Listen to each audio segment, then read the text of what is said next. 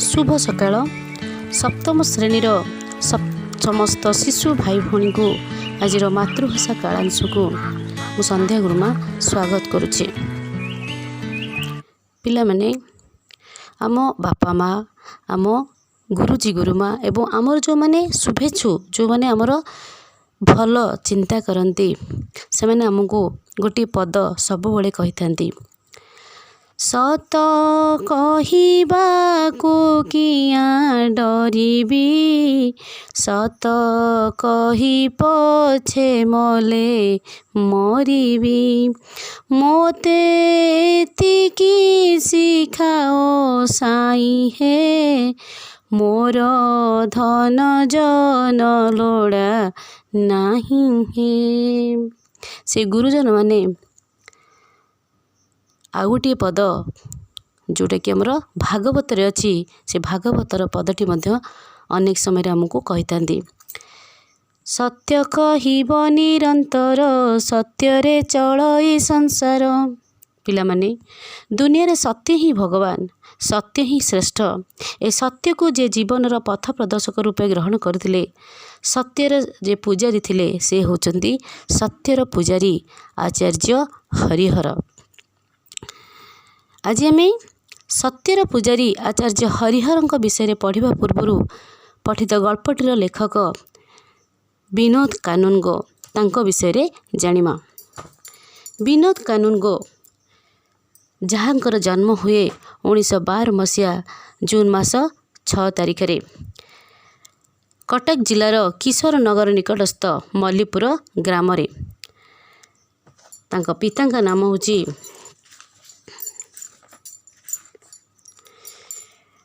केशव चंद्र कानुनगो माता पीरदेवी। विनोद कानुनगो एकाधारे जड़े समाजसेवी साहित्यिक अनुवादक विनोद कानुनगो होचंती ज्ञानमंडलर प्रवर्ता। तांकर सृष्टि संपद गुड़िक है महात्मा गांधी सरदार पटेल गोपबंधु गांधी कथा और चलंता राइजर अमुहा नई निरोग देह अजब दुनिया। पठित गल्प सत्यर पूजारी आचार्य हरिहर गल्परे आचार्य हरिहरंकर जीवन उपरे लेखक आलोकपात करिसेंती जे कि जीवन रे केभे भी मिछ कही नांती एमिति कि मिछ कहिबाकू चेष्टा करी मध्य बारंबार चेष्टा करी मध्य तांको पाटिरू सत्य ही बाहरी जाइछि। तलाश ओडिशा माटी रे जन्म ग्रहण करिथिबा उत्कल मातार अन्यतम योग्य संतान सुपुत्र स्वाधीनता संग्रामी सेवक आउ सत्यर पूजारी आचार्य हरिहर तांको विषय पढ़िबा। तेबे चलो बही पढ़िबा। पिला माने आम साहित्य बहीर 45 पृष्ठा को समस्ते खोलिबा। मु पढ़ुची तुम माने देखिबो। आचार्य हरिहरंक तिरोधान रे गोटिए जुगर अवसान घटिला। जे मानकु सेतेबेले 20-25 वर्ष बयस से माने तांको मृत्युर प्रथम सप्ताह ही कुहाकी हेउथिले एही लोक एते बड़ थिला आम्भे माने जानि पारि नथिलु तो से भली हेबारे किछि विचित्रता नाही। अनेक समय बड़ बड़ लोकंकर बड़पणिया केउठी ता ठीक भाबरे न जानी सेमानक जीवनर केतेक छोट छोट कथा उपरे गुरुत्व दिया जाय थाए। आचार्यंक संपर्क रे ए कथाटी प्रयुज्य। से छात्रावास रे किभली पिलामानकर काछु धौथिले ज्वर हेले किपरि राति अनिद्रा होई जगी रहुथिले हईज लागिला बेले से किभली निर्भय रे गाँ गाँ बुली रोगी मानकर सेवा करुथिले भल भावे अंक पढ़ाउथिले नियमित सूता काटुथिले बुढ़ा बयस रे मध्य चाली चाली भूदान ଗ୍ରାମଦାନ ଆନ୍ଦୋଳନର ମହତ୍ତ୍ୱ ବୁଝାଉଥିଲେ ଇତ୍ୟାଦି କଥା ବର୍ଣ୍ଣନା କଲାବେଳେ ତାଙ୍କ ଅସଲ ବିରାଟତ୍ୱ ଅସଲ ମହତ୍ତ୍ୱକୁ ଗୌଣ ସ୍ଥାନ ଦିଆଯାଏ। ତେଣୁ ତାଙ୍କ ବଡ଼ପଣିଆର ପ୍ରକୃତ ରୂପ ଦେଖିବାର ସୁଯୋଗ ଯୁବ ସମାଜକୁ ମିଳିନାହିଁ। ସେ ଭଲ ଇଂରାଜୀ ବ୍ୟାକରଣ ଖଣ୍ଡେ ଲେଖିଥିଲେ ଓ ତାହାର ପୁନଃମୁଦ୍ରଣ 60 ଥର ହୋଇସାରିଲେଣି ବୋଲି କହିଲା ବେଳେ ଆମ କଥା ଉପରେ ଆମେ ଯେତେ ଗୁରୁତ୍ୱ ଆରୋପ କରୁ, ଭାରତର ସ୍ୱାଧୀନତା ସଂଗ୍ରାମର ସେତେବେଳେ 1930ରେ ପ୍ରଥମ ଆଇନ ଅମାନ୍ୟ ଆନ୍ଦୋଳନ ହେଲା। ଆଚାର୍ଯ୍ୟ ହରିହର ହିଁ ଓଡ଼ିଶାରେ ପ୍ରଥମ ସେନାପତି ଭାବରେ ଇଞ୍ଚୁଡ଼ି ଲବଣ କ୍ଷେତ୍ରରେ ଆଇନ ଅମାନ୍ୟ କରି ବନ୍ଦୀ ହୋଇଥିଲେ ବୋଲି କହିବାକୁ ଭୁଲିଯାଉ। ସେ 1921ର ଅସହଯୋଗ ଆନ୍ଦୋଳନ ବେଳୁ ଆରମ୍ଭ କରି 1945 ମସିହା ପର୍ଯ୍ୟନ୍ତ ଦୀର୍ଘ 25 ବର୍ଷ କାଳ ସ୍ୱାଧୀନତା ସଂଗ୍ରାମ ଭିତରେ ଓତଃପ୍ରୋତ ଭାବରେ ଜଡ଼ିତ ଥିଲେ। ହରିହର ଯେ ଦିନେ ସମାଜ କାଗଜର ସମ୍ପାଦକ ଥିଲେ ଏକଥା କହିଲା ବେଳକୁ ଆଜି ଅନେକଙ୍କୁ ନୂଆ ଭଳି ଲାଗେ। ଓଡ଼ିଶାର ବିଂଶ ଶତାବ୍ଦୀର ଆରମ୍ଭରେ ସେ ଥିଲେ ଜଣେ ଅଦମ୍ୟ ସାହସୀ ସଂସ୍କାରକ। ସେଥିପାଇଁ ଉତ୍କଳମଣି ଗୋପବନ୍ଧୁ ଭଳି ସେ ମଧ୍ୟ ବହୁ ନିର୍ଯାତନା ଭୋଗିଛନ୍ତି। ଆଚାର୍ଯ୍ୟ ହରିହରଙ୍କ ତିରୋଧାନରେ ଗୋଟିଏ ଯୁଗର ଅବସାନ ଘଟିଲା। ତିରୋଧାନ, ଯାହାକୁ ଆମେ ମୃତ୍ୟୁ ବୋଲି କହୁଛେ, ଆବିର୍ଭାବ ତିରୋଧାନ। ଆଚାର୍ଯ୍ୟ ହରିହରଙ୍କ ମୃତ୍ୟୁରେ ଗୋଟିଏ ଯୁଗର ଅବସାନ ଘଟିଲା। ଗୋଟିଏ ଯୁଗ ହେଉଛି କେତେ?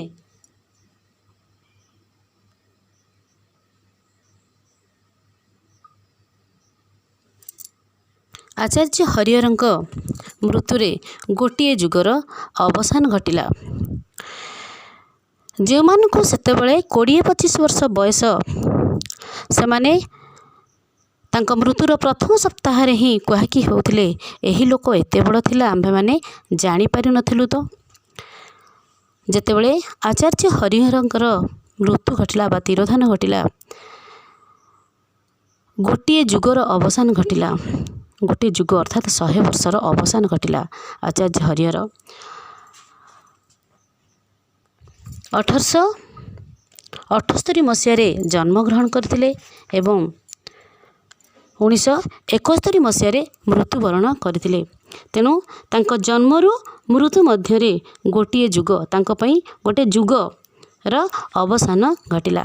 ଯେତେବେଳେ ଆଚାର୍ଯ୍ୟ ହରିହର ମରିଗଲେ, ତାଙ୍କର ମୃତ୍ୟୁର ପ୍ରଥମ ସପ୍ତାହରେ ଯେଉଁମାନଙ୍କୁ ସେତେବେଳେ 20-25 ବର୍ଷ ବୟସ ହୋଇଥିଲା, ସେମାନେ ନିଜ ନିଜ ଭିତରେ କଥା ହେଲେ ଏ ଲୋକ ଏତେ ବଡ଼ ଥିଲା ଆମେ ଜାଣିପାରିନଥିଲୁ। ଅର୍ଥାତ୍ ଗୋଟେ ବ୍ୟକ୍ତି ତାର ବ୍ୟକ୍ତିତ୍ୱ ବିଷୟରେ ବା ତାର ଭଲ ଗୁଣ ଆଉ ମନ୍ଦ ଗୁଣ ବିଷୟରେ ତା ମୃତ୍ୟୁ ପରେ ହିଁ ଜଣାପଡ଼ିଥାଏ। ସେଥିପାଇଁ ଭାଗବତରେ ଗୋଟିଏ ପଦ ଅଛି, ପ୍ରାଣୀର ଭଲ ମନ୍ଦ ବାଣୀ ମରଣ କାଳେ ତାହା ଜାଣି। ଅର୍ଥାତ୍ ମୃତ୍ୟୁ ପରେ ହିଁ ତା ବିଷୟରେ ହିଁ ଆଲୋଚନା ହେଇଥାଏ। ତେଣୁ ଆଚାର୍ଯ୍ୟଙ୍କ ପକ୍ଷରେ ମଧ୍ୟ ଏ କଥାଟି ପ୍ରଯୁଜ୍ୟ। ବାସ୍ତବିକ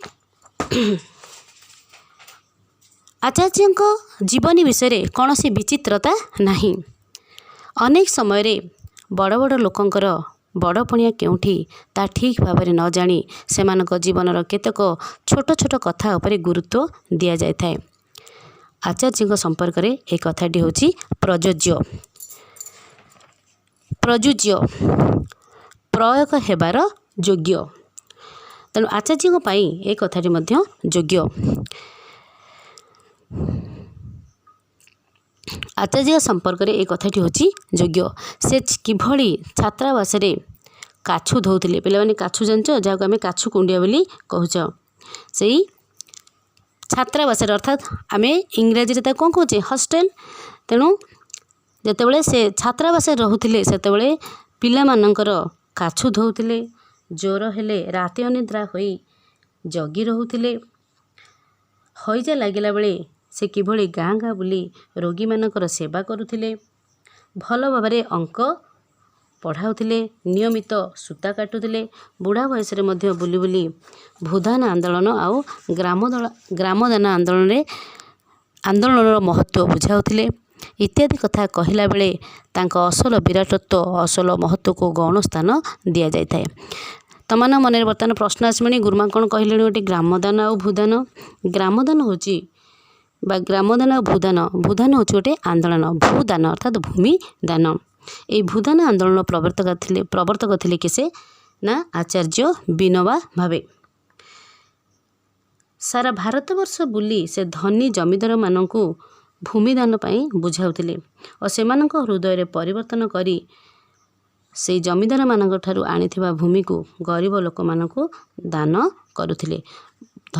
ଜମିଦାରମାନଙ୍କୁ ବୁଝାଇ ତାଙ୍କ ହୃଦୟରେ ପରିବର୍ତ୍ତନ କରି ତାଙ୍କର ଜମି କିଛି ଆଣି ଯେଉଁମାନେ ଭୂମିହୀନ, ଯେଉଁମାନଙ୍କର ଭୂମି ନାହିଁ, ସେମାନଙ୍କୁ ସେ ଦାନ କରୁଥିଲେ ଆଉ ତାଙ୍କୁ ସହଯୋଗ କରୁଥିଲେ ଆଚାର୍ଯ୍ୟ ହରିହର ଦାସ, ରମାଦେବୀ ଚୌଧୁରୀ, ନବକୃଷ୍ଣ ଚୌଧୁରୀ, ମାଳତୀ ଦେବୀ ଆମ ଓଡ଼ିଶାରୁ ଭୂଦାନ ଆନ୍ଦୋଳନର ନେତୃତ୍ୱ ନେଉଥିଲେ। ତେଣୁ ଆଚାର୍ଯ୍ୟ ହରିହର ମଧ୍ୟ ବୁଢ଼ା ବୟସରେ, ପରିଣତ ବୟସରେ ମଧ୍ୟ ପାଦରେ ଚାଲି ଚାଲି ଭୂଦାନ ଆଉ ଗ୍ରାମଦାନ ଆନ୍ଦୋଳନ ମହତ୍ତ୍ୱ ମଧ୍ୟ ବୁଝାଉଥିଲେ।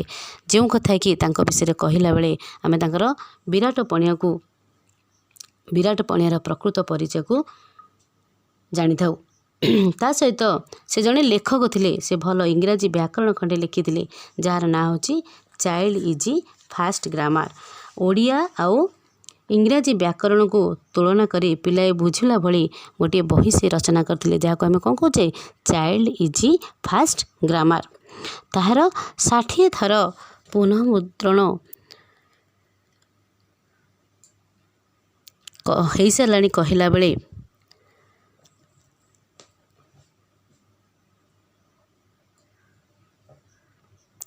ବେଳେ ଆମ କଥା ଉପରେ ଆମେ ଯେତେ ଗୁରୁତ୍ୱ ଆରୋପ କରୁ, ଭାରତର ସ୍ୱାଧୀନତା ସଂଗ୍ରାମରେ ଯେତେବେଳେ 1930 ମସିହାରେ ଆଇନ ଅମାନ୍ୟ ଆନ୍ଦୋଳନ ହେଲା, ଆଚାର୍ଯ୍ୟ ହରିହର ହିଁ ପ୍ରଥମେ ଓଡ଼ିଶାର ବାଲେଶ୍ୱର ଇଞ୍ଚୁଡ଼ି ଠାରେ ଲବଣ ଆଇନ ଭଙ୍ଗ କରି, ଆଇନ ଅମାନ୍ୟ କରି ଲୁଣ ମାରିଥିଲେ ଏବଂ ବନ୍ଦୀ ମଧ୍ୟ ହୋଇଥିଲେ। ତା ସହିତ 1921ର ଅସହଯୋଗ ଆନ୍ଦୋଳନରୁ ଆରମ୍ଭ କରି 1945 ମସିହା ପର୍ଯ୍ୟନ୍ତ ଦୀର୍ଘ 25 ବର୍ଷ କାଳ ସ୍ୱାଧୀନତା ସଂଗ୍ରାମ ଭିତରେ ସେ ଓତପ୍ରୋତ ଭାବରେ ଜଡ଼ିତ ଥିଲେ। ସେଦିନେ ସମାଜର ସମ୍ପାଦକ ଥିଲେ। ଏକଥା କହିଲା ବେଳକୁ ଆଜି ଅନେକଙ୍କୁ ନୂଆ ଭଳି ଲାଗେ। ଆମର ଦୈନିକ ଖବରକାଗଜ ଆସୁଛି, ସମାଜ ଆସୁଛି, ପ୍ରଜାତନ୍ତ୍ର ଆସୁଛି, ସମ୍ବାଦ ଆସୁଛି, କିନ୍ତୁ ସେ ଥିଲେ ସମାଜର ସମ୍ପାଦକ। ଏହି ସମାଜର ପ୍ରତିଷ୍ଠାତା ହେଉଛନ୍ତି କି ସେ ଉତ୍କଳମଣି ପଣ୍ଡିତ ଗୋପବନ୍ଧୁ ଦାସ। ତେଣୁ ସମାଜର ଦିନେ ଯେ ସମ୍ପାଦକ ଥିଲେ, ଏକଥା କହିଲା ବେଳକୁ ଆମେ ମଧ୍ୟ ଏକଥା କହିଲା ବେଳେ ଅନେକଙ୍କୁ ନୂଆ ଭଳି ମଧ୍ୟ ଲାଗେ। ଓଡ଼ିଶାରେ ବିଂଶ ଶତାବ୍ଦୀର ଆରମ୍ଭରେ ସେ ଥିଲେ ଜଣେ ଅଦମ୍ୟ ସାହସୀ ସଂସ୍କାରକ। ସେଥିପାଇଁ ଉତ୍କଳମଣି ଗୋପବନ୍ଧୁ ଦାସଙ୍କ ଭଳି ସେ ମଧ୍ୟ ବହୁ ନିର୍ଯାତନା ଭୋଗିଛନ୍ତି। ତାହେଲେ ଆଚାର୍ଯ୍ୟ ହରିହରଙ୍କ ମୃତ୍ୟୁର ପ୍ରଥମ ସପ୍ତାହରେ ଯେଉଁମାନଙ୍କୁ 24-25 ବର୍ଷ ବୟସ ହୋଇଥିଲା, ସେମାନେ ନିଜ ନିଜ ଭିତରେ କଥା ହେଲେ ଯେ ୟାଙ୍କ ପାଖରେ ଏତେ ଗୁଣ ଥିଲା, ଏତେ ଗୁଣର ଅଧିକାରୀ ସେ ଜାଣି ଆଶ୍ଚର୍ଯ୍ୟ ହେଉଥିଲେ। କାରଣ ଆଚାର୍ଯ୍ୟ ହରିହର ଗୋଟେ ବା ଦୁଇଟା କାର୍ଯ୍ୟ କରୁନଥିଲେ, ସେ ସେବା କରୁଥିଲେ, ଲୋକମାନଙ୍କୁ ଭୂଦାନ ଆନ୍ଦୋଳନ ବିଷୟରେ ବୁଝାଉଥିଲେ, ଆଇନ ଅମାନ୍ୟ ଆନ୍ଦୋଳନରେ ସହଯୋଗ କରି ବନ୍ଦୀ ଯାଇଥିଲେ, ଅସହଯୋଗ ଆନ୍ଦୋଳନରେ ଓତପ୍ରୋତ ଭାବରେ ଜଡ଼ିତ ଥିଲେ, ଜଣେ ଲେଖକ ଥିଲେ ଯେ କି ଆମମାନଙ୍କ ପାଇଁ ବ୍ୟାକରଣ ବହି ଚାଇଲ୍ଡ ଇଜି ଫାଷ୍ଟ ଗ୍ରାମାର ବହି ରଚନା କରିଥିଲେ, ସମାଜର ଦିନେ ସେ ସମ୍ପାଦକ ଥିଲେ, ତା ସହିତ ଦେଶ ପାଇଁ ସ୍ୱାଧୀନତା ସଂଗ୍ରାମରେ ଅଂଶଗ୍ରହଣ କରି ଜେଲ୍ ମଧ୍ୟ ଯାଇଥିଲେ। କାହା ଭଳି ନା ଗୋପବନ୍ଧୁ ଦାସଙ୍କ ଭଳି ସେ ଜେଲ୍ ମଧ୍ୟ ଯାଇଥିଲେ। ବର୍ତ୍ତମାନ ଯିବା ଦ୍ୱିତୀୟ ଅନୁଚ୍ଛେଦକୁ। ପୁରୀ ଜିଲ୍ଲାର ସାକ୍ଷୀଗୋପାଳ ବା ସତ୍ୟବାଦୀ ଗୋଟିଏ ପ୍ରସିଦ୍ଧ ତୀର୍ଥସ୍ଥାନ। ସାକ୍ଷୀଗୋପାଳ ମନ୍ଦିର ଠାରୁ ଅଳ୍ପ ଦୂରରେ ଥିବା ଶ୍ରୀରାମଚନ୍ଦ୍ରପୁର ଗ୍ରାମ ଓଡ଼ିଶାର ଅନ୍ୟ ବହୁ ଗ୍ରାମ ତୁଳନାରେ ଟିକିଏ ଆଗୁଆ ଥାଏ। ମହାଦେବ ବ୍ରହ୍ମାଙ୍କର ସେ ଅଞ୍ଚଳରେ ବେଶ୍ ଖାତିରି। 1879 ମସିହାରେ ତାଙ୍କର ଯେଉଁ ପ୍ରଥମ ପୁତ୍ର ଜାତ ହେଲା, ତାହାରି ନାମ ଦିଆଗଲା ହରି। ପିଲାଟିକୁ ଯେତେବେଳେ 4-5 ବର୍ଷ ବୟସ, ସେତେବେଳେ ମା ମରିଗଲେ। ମହାଦେବ ବ୍ରହ୍ମାଙ୍କର ଅଳ୍ପ ବୟସ। ସେ ଆଉ ଥରେ ବିବାହ କଲେ। ସାବତ ମା ଏଭଳି ଯତ୍ନରେ ପାଳିଲେ ଯେ ପିଲାଟି ଅନୁଭବ କଲା ସତେ ଯେପରିକି ମା ମରି ନାହିଁ। ପରେ ଅବଶ୍ୟ 3 ଭାଇ ଓ ଗୋଟିଏ ଭଉଣୀ ଜନ୍ମ ହେଲେ। ପଛ 3 ଭାଇଙ୍କ ନାମ ହେଉଛି କ'ଣ? ରାମ, ଗୋବିନ୍ଦ ଓ ଶଙ୍କର। ଭଉଣୀର ନାମ ରହିଲା ନିଶା। ପିଲାମାନେ, ଆମେ पठित अनुच्छेद आचार्य हरिहर जन्म विषय ही पढ़ा बा जानिबा। आचार्य हरिहर साक्षी गोपाल आमे समस्ते गोपालजी मंदिर जानिथिबा नहीं कि पुरी जिलार साक्षी गोपाल गोपालजी मंदिर अच्छी ता सहित आमर सत्यवादी बकुलवन विद्यालय मध्य सेठी अछि। तेणु से साक्षी गोपाल निकटवर्ती श्री रामचंद्रपुर ग्राम 1879 मसीह पिता महादेव ब्रह्मा और माता नाम हूँ कौन श्रद्धा देवी तांको कोल मंडन करथिले के से हरिहर। आउ जेतेबेले हरिहर को 4-5 वर्ष बयस सेतेबेले तांकर मातृवियोग घटिथिला एवं तांको बापा द्वितीय विवाह करथिले। तांको साबत माँ जे कि तांको लालन पालन दायित्व नेथिले से शिशुटी की एभली लालन पालन कले बा एभली जत्न नेथिले हरिहर निज जन्मित माता को भूली जाइथिले माने से अनुभव कले जे तांको माँ मरी नाहांती बोली। परे तांकर 3 भाई हेतिले सेमानक नाम थिला कोन ना राम गोविंद आउ शंकर आ गोटे भौणी हेतिला तार नाम थिला कोन निशा। पिला माने आमे आज आचार्य हरिहर सत्यर पुजारी आचार्य हरिहर गल्पटीर प्रथम 2टी अनुच्छेद को पढ़िले। तुमे माने समस्ते ये अनुच्छेदटी को भल भाव 2 थर पढ़िबो आउ समस्ते ऑडियो करिकी मो पाखको पठाइबो। आज पाई एतिकी रहुची पुणी आगामी कालांश रे देखाबा। धन्यवाद।